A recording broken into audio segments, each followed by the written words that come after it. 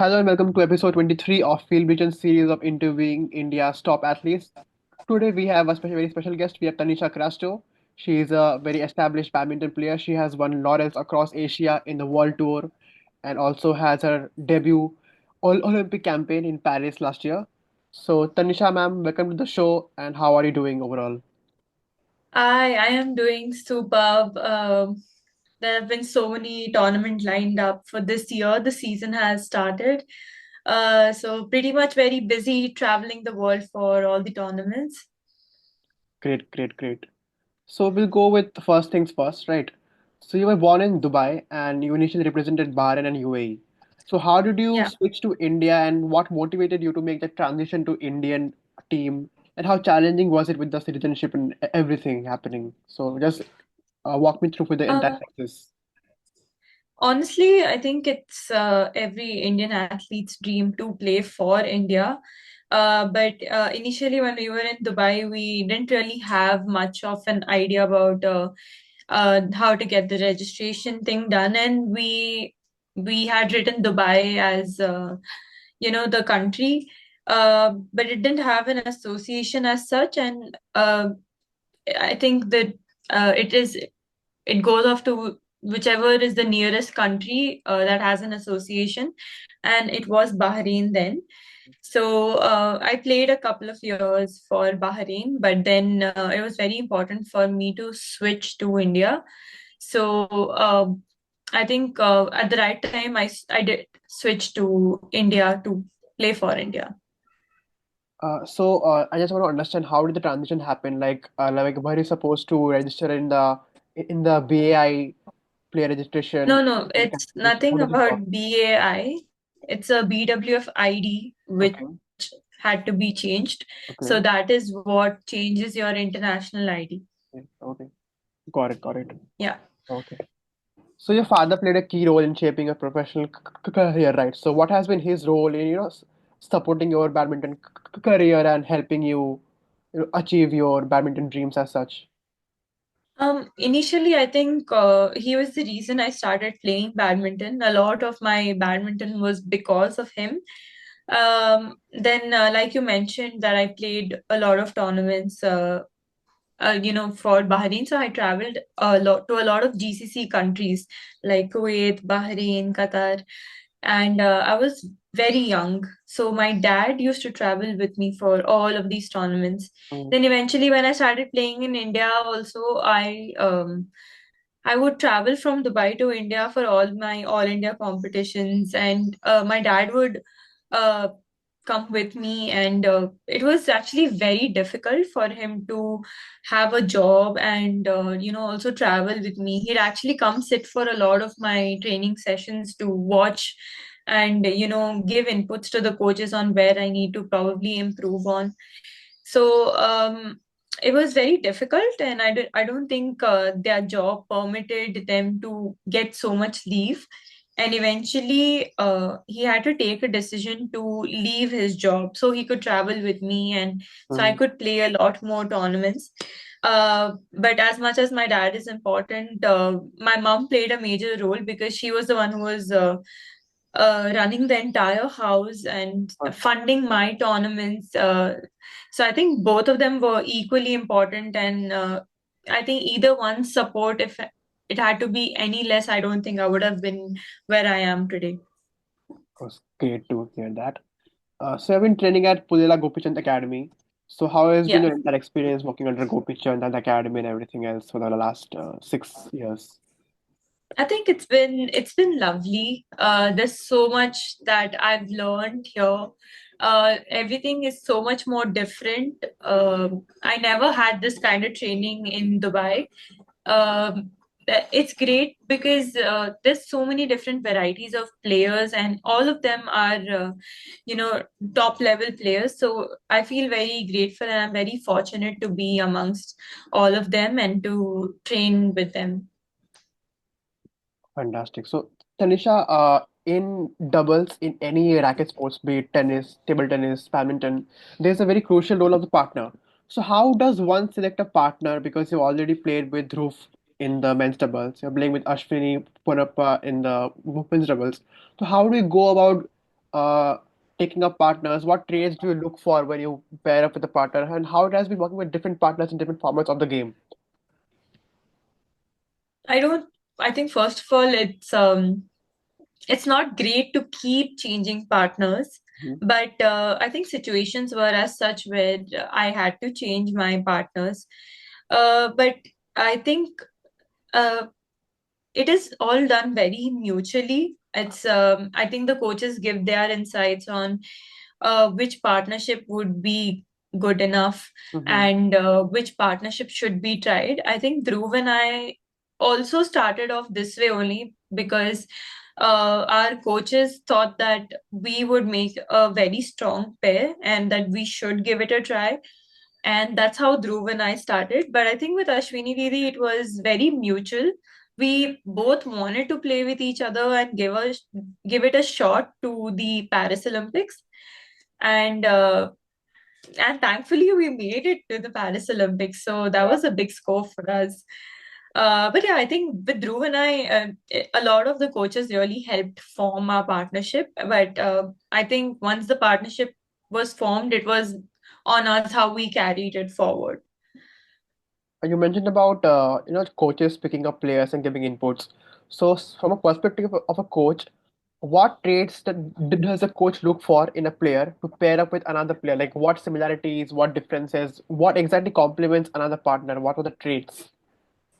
Um, I wouldn't really know much, but I think you should be able to complement each other very well. Mhm. Um, so I think in Didi and my partnership, Didi is a very backcourt player, and Okay. I'm more of a front court player. So we complement each other very well. You Mm-hmm. know, she requires someone who could finish from the front. I require someone who could create from the back. Mm-hmm. So it gels up very well. And I think this is one of the most major things that you could see. And there are a lot of other factors too, whether your communication is in sync, are you gelling well on code? But I think these all are made over time. But Right, right. in practice, I think this is the best part that in practice, everyone plays with everyone, you know. So Yeah. you can always see, okay, maybe a possibility here or a possibility there. Great, great, great. So you mentioned Paris Olympics, of course. So how was the entire experience at your debut Olympics, biggest stage in the world? What was the entire Uh, feel across those few days in I, Paris? I think it was great. It was a super great experience, and I'm super grateful for the journey. I think it's an experience which every athlete who I think takes up sports wants to Mm, experience. So for me, it was great, and what made it even better was my whole family came there to watch me play, and honestly, they had like a great international trip. I think after 7 8 years. And the reason for their international trip was my Paris Olympics. So it has been a great tournament. There was so much learning that happened. Got to do so many fun things at the Olympic Village. Um, Went to see the Eiffel Tower with my mom and dad, my brother. I played some amazing matches. Overall, it was a great experience. It's something I will never forget. going back to your mentioning about the coach's perspective, on picking up players. So I want to understand because when the we had the PBL back in the day, and Yeah. PBL did really well in one aspect, which was data. Like if you watch any BWR World Tour games, they don't use much of data in analyzing players. But PBA had insane data, like like the smash speed, movement of court, movement on court. So I want to understand what is the role of data in badminton as of today. How much is data analysis a thing in badminton these days?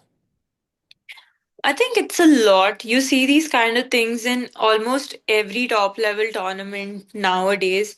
And I think with time, they're coming up with so many more and different things. And it's great to have an insight about it because it also gives you, you know, a great way to analyze your own game and analyze your opponent's game because I think badminton is all about planning and strategizing on how you want to play. Mhm. So having great data analysis about, how our opponents are and how we are is something very, very, very important, I feel. I mean, even before we go for our matches, we do a lot of analysis of our opponents' games. We figure out what are their strengths and their weaknesses so that we have such better planning about the game when we are on court that it really probably helps us win the match or pull out the match. So for me, I think it's very, very important. And I think, as I mentioned, with time, I'm pretty sure there's so much more that's going to come. Right, right, right. So, Tanisha, what has been the role of Welspun Sport in shaping you and many young female athletes across India? They have played a huge role. So, what has been their role for you personally? Honestly, I would like to begin by saying a huge thank you to Welspun because they supported me when I was nothing and I didn't have anything. When like I mentioned, my mom was running the entire house by herself and I was traveling. It was super costly and it was a lot of stress to my family too. But I think that's when Wellspun stepped in and they really supported me financially, made sure I was able to play a lot of my tournaments.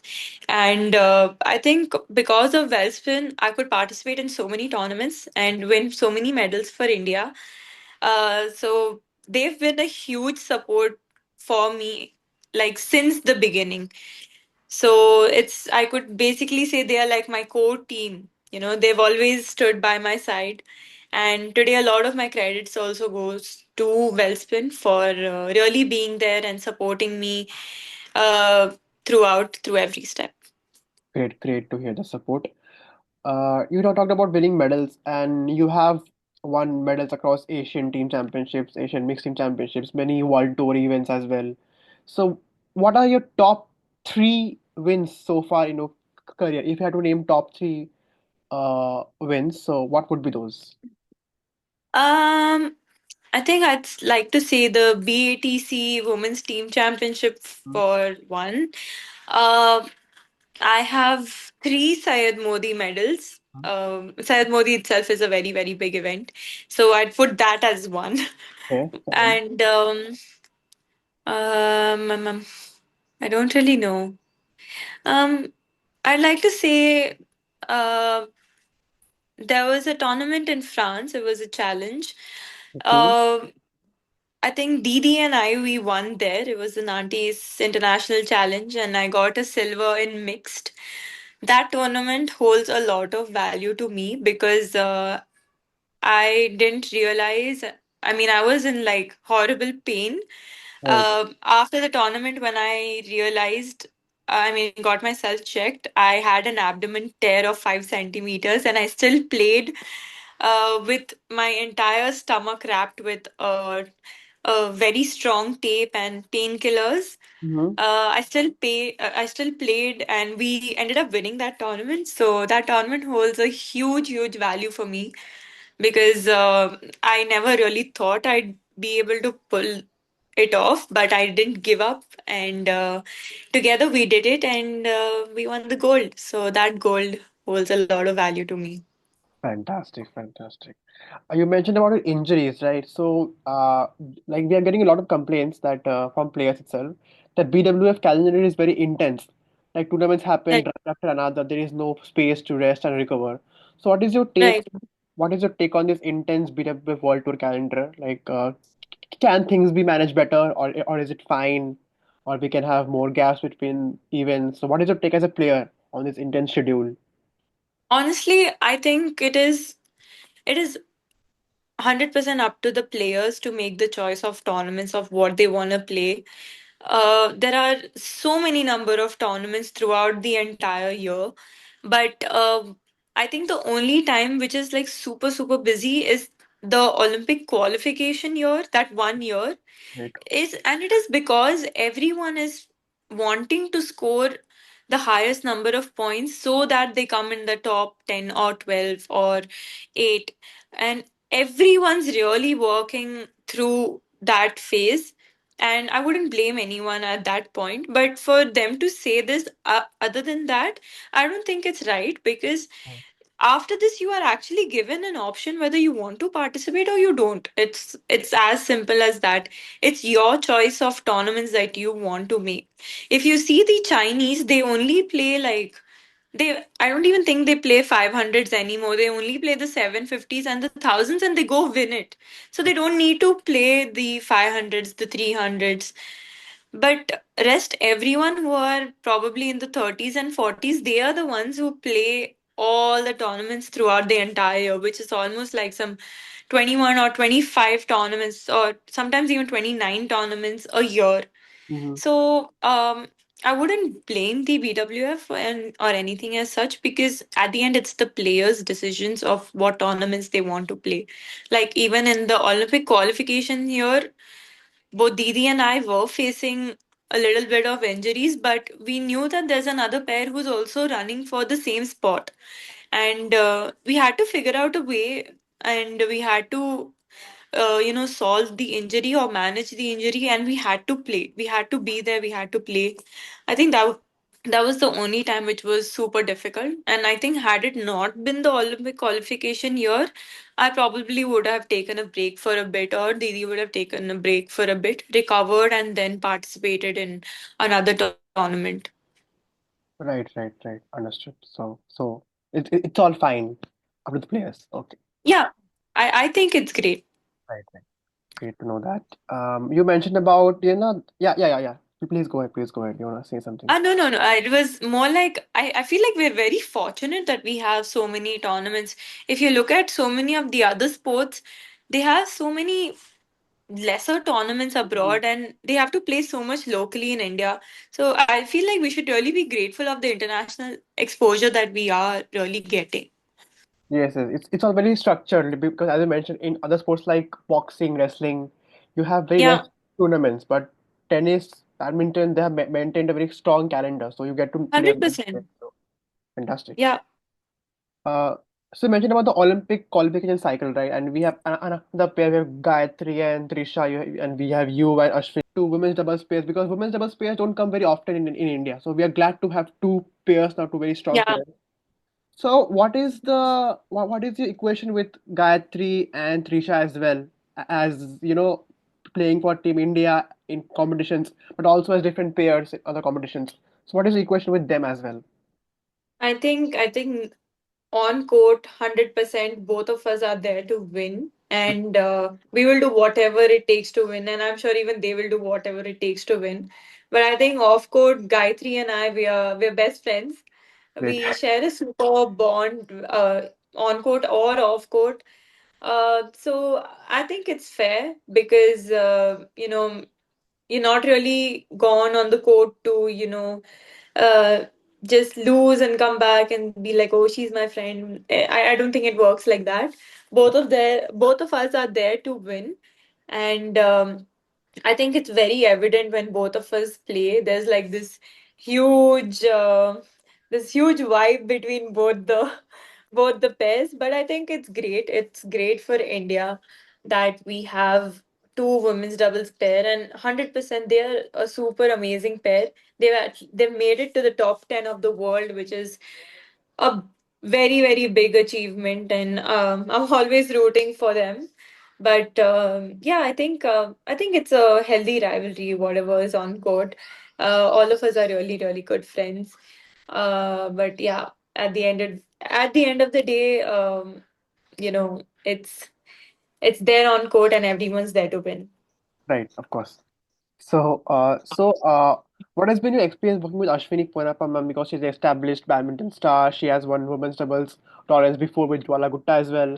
So she is an experienced campaigner. So how was the experience working with her on court, and how is she off court as well? What is your question with her off court as well? So just tell me about everything. I think she is one of the greatest people I've ever met, and probably one of the closest people to me. I really find her like my elder sister, and we've done so much together. I think the amount of things we've done together is like unbelievable. So Walk me I through. think Walk me it's through. Walk great. me through.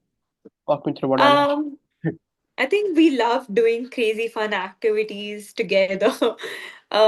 We go shopping together. We both are very big foodies, so we love trying out different foods when we are in different countries. I think uh, very recently, not very recently, about a couple of years back, we went to the zoo together. We love animals a lot, so we went to the zoo together. Yeah, I think we've gone to a theme park together. We've gone on roller coasters together. We've gone in trains together. Um, yeah, I think this so much if I actually sit and look back now. Both of us wake up with music, as soon as we wake up, we like music and before e- before anything that we're already dancing and grooving right in the morning. Um, I honestly love it, love it, love it so much. I have such a great time with her. And what's best is that even though sometimes we have a bad match, and like especially the match that we recently played in Indonesia, we were so close to winning, and we lost, and it was very hard pill to swallow. We felt really, really bad. But I think at the end of the day, we just come together. We take our time, but we come together. We discuss about it, and then probably we'll laugh it off, or we'll go and have something yummy together. So it is so great to share a bond with her. I think this all is off court. On court, she is a great partner, at least to me. She really respects and values my opinions too on court, and I do that as well. And there are times when I feel like there are certain things that need to be done, and 100% she follows with it. And I never feel this senior junior gap ever between both of us. And I think we really have fun while playing on court. I think so many of our pictures, we're all like smiling, smiling in all of our pictures because we really have fun. And I feel like that's our go-to mantra before each match is to just go have fun. And I think that brings out the best of both of us on court because it really doesn't give in the space for pressure. Mhm. So we really have fun on court. She's a great partner. She's very supportive. She's never gotten angry at me ever on court. So I really love it. Great, great. That was a fantastic answer.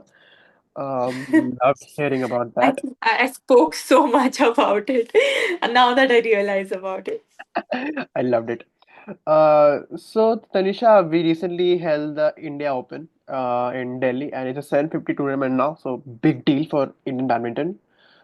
Yeah, So what is your take on hosting such events, and and how do you analyze the role of India Open? Because we had the highest number of Indian participants this year, and with 750 yeah, happening, we have the big players coming in as well. So what is the role of yeah. India Open shaping young badminton players in India to give them a chance to play the world's best at home itself? I think it's fabulous that India has such a huge tournament. And of course, for us, it's amazing and lovely to be playing at our home ground. Mm-hmm. I think for me, it was super exciting because we always go to different countries and we always have so many people chanting for Ja Japan, Malaysia, or China. And we loved coming to India and having people for us. It really boosts us on court and surely gives us that extra little boost for us, to really turn the match. I think that is something which really, really helps us a lot. So I think it's a great opportunity for India to have such tournaments, and for organizing these kind of tournaments in India. It's great, and for this year, having to have so many Indian athletes was super amazing. I think not everyone gets a chance to play at a 750 level, Right. and yeah, I think you should just give it your best if you make it to that level because honestly anything can happen. Everything is very unpredictable. even the first seed gets out in the first round, Mhm. and probably an unseeded person is winning the tournament, you know. Mhm. So I think you should just like give it your all and see what happens. Great, great. Hopefully, we get more such tournaments in India. Um, I hope so.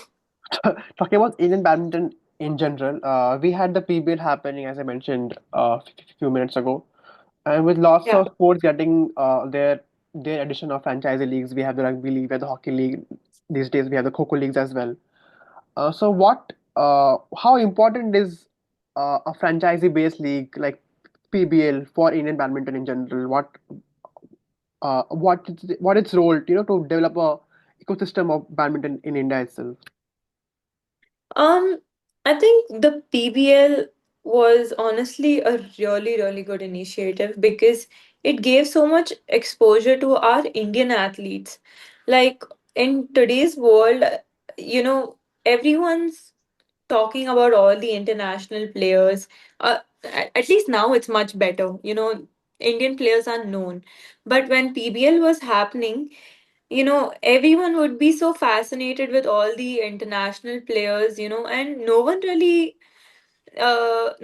had an idea about the Indian players, Mhm. Yes. like all the corporates or the foundations and, for sponsorship related things also. No one really knew Indian athletes, and that is where this tournament really stepped in and helped all our Indian athletes to be recognized.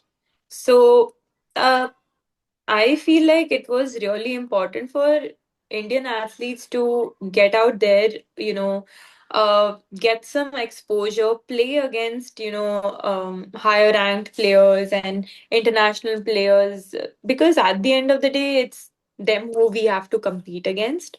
So it was a really, really good initiative. I have no idea why it isn't happening Mhm. anymore, but I really wish, PBL could really come back and, all of us could get a chance again. I think sadly, by the time I came, PBL was over and I Yeah. never got an opportunity to even be in the team. And yeah, I really wish for it to happen again, though. I think there's a good chance because all sports are going towards the franchisee route. So hopefully, uh, Yeah, VI might go into that route again. I So hope, I hope.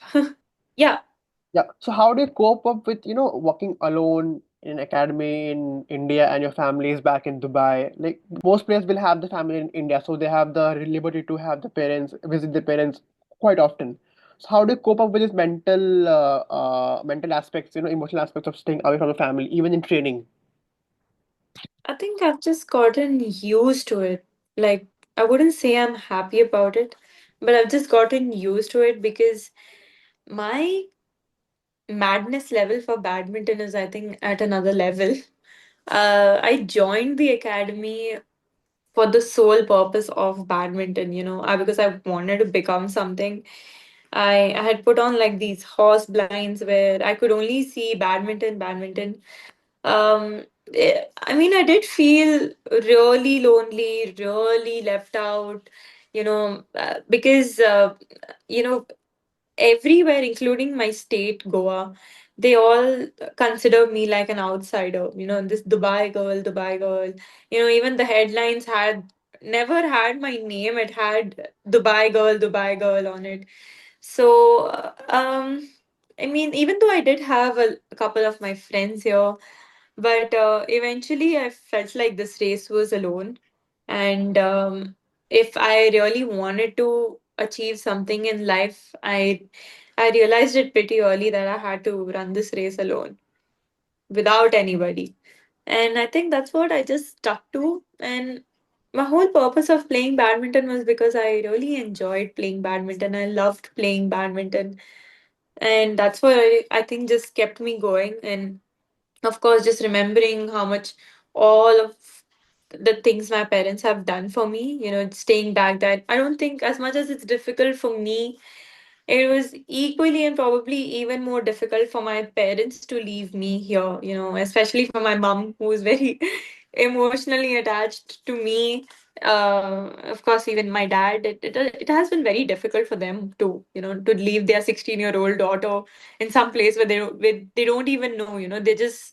They're just leaving her there and trusting that something good should happen. So it's been very difficult. But honestly, I've just gotten used to it now. It's become a habit, but it's okay. I'm doing good in life, and I'm pretty sure everything else will also be better. And I'm really enjoying my training and enjoying the experience. I wouldn't say it's all bad, but I think if I had never stepped out from Dubai, I would have never learned this life. I would have never been this independent. I would have never been this mentally tough, and um, it would have taken me a very, very long time to learn and figure out how things work around the world. But 100%, this journey has made me a very strong woman and a very independent woman, and has given me some insane mental strength to deal with issues and overcome all of the situations. So I'm very happy and grateful. That was very motivating and inspirational to hear. Thank you for that. I hope many young, young athletes get to listen to you and understand like it's important to step out and things will happen. Things will I really hope, themselves. because I mean, nothing really works out in your comfort zone. It's very important. A lot of children actually really fear taking this step, that what if it doesn't work out, or is it gonna really be worth it, or do I have it in me? I think these are a lot of questions that do arise. And it's that fear in your head that is really blocking you from taking that step. And today, I'm so happy and grateful that I took that step, because I wouldn't have been where I am today if I didn't take that step, or my family didn't take that decision that day that I had to move to India. So, if like I need to really voice out something, I'd only tell everyone and all the children to really have the courage and take that step. I think life is all about taking risks, and this is probably one of them.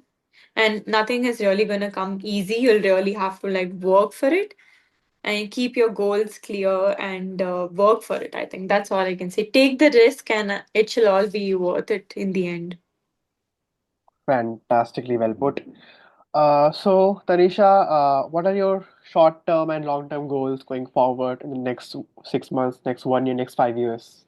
Let's walk me through. um so anyways, like, mixed is my main event going forward. Dhruv and I are already 37 in the world. I think my short-term goals would just be, performing our very best in every tournament that we play, in both women's doubles and mixed doubles. I think we just want to 100% winning is at the back of our head, but I think performing and playing our best is very, very important. And I just want to play our level best in each round and each tournament. Um, Midterm goal would probably having a medal at the All England is Okay. another goal. And my long term goal would be winning a medal in the Asian Games, which will happen next year, 2026. But we're really rooting for that, and we want to win a medal in the Asian Games. And an even longer goal is the LA Olympics. Of course, of course. Sadly, Commonwealth is out of the picture now, and it no longer has badminton. Others, I would have said Commonwealth too. Got it, got it, got it. So we hope you get all the medals in All England, Asian Games, and Olympics as well in the next 5 year cycle. Thank So you, thank you, thank you, Tanisha. It was fantastic talking to you.